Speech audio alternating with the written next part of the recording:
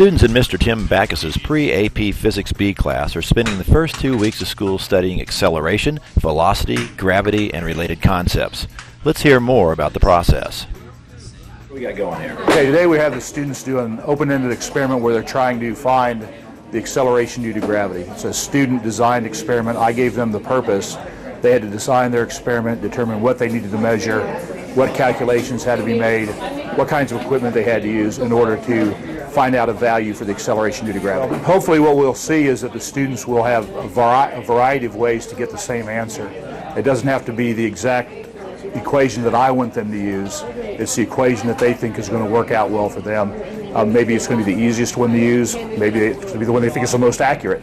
So it's more open-ended than it is teacher-directed. All right, well, we're trying to figure out a value for acceleration due to gravity, and we are going to use the block of wood, and we're going to drop it from the top of the ruler and time how long it takes for it to get to the ground.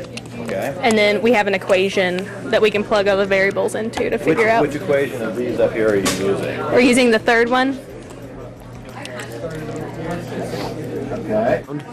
And then we're using the equation over there, which is change in x, which would be the distance, equals starting velocity times time plus 1/2 acceleration times time squared. So the starting velocity is 0, so we end up with the 2 meters is equal to 1/2 the acceleration due to gravity times the time it takes squared. And then we're solving that equation for the acceleration due to gravity. So where are you in the process? You've done the drop. Yeah, we're doing multiple drops so that we can get an average time to make it more accurate. So we're getting ready. All right, and then Alyssa, when Wes has the timer, and when Alyssa drops the block, he'll start it, and as soon as it hits the ground, he'll stop it. How long was it? 0.60 seconds. We're using the third equation. Everybody likes the third equation. Why do you like the third equation? Why did you guys go with that? Because all we have to do is figure out the distance it traveled and the time. Aha! So it's a simplicity thing. Yes. Okay. All right. You guys had to do a do-over here. Yes, All certainly. right, why? Because we had a slight human error with the time, the stopwatch, so we redid it from a higher point. Okay.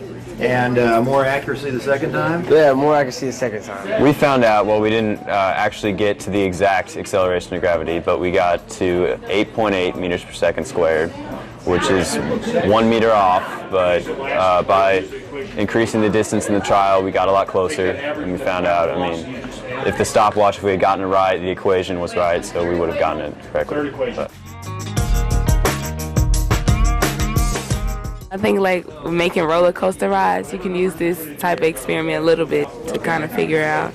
Like yesterday when we watched the video, it talked about gravity and acceleration and stuff, and it used the example of a roller coaster ride. Speed and acceleration is everywhere, everything moves, so I mean, a lot of professions would have to be able to calculate that. There was a question on one of we have a review packet we're doing, and one of them had to do with fuel economy. You can use this kind of stuff to figure out fuel economy.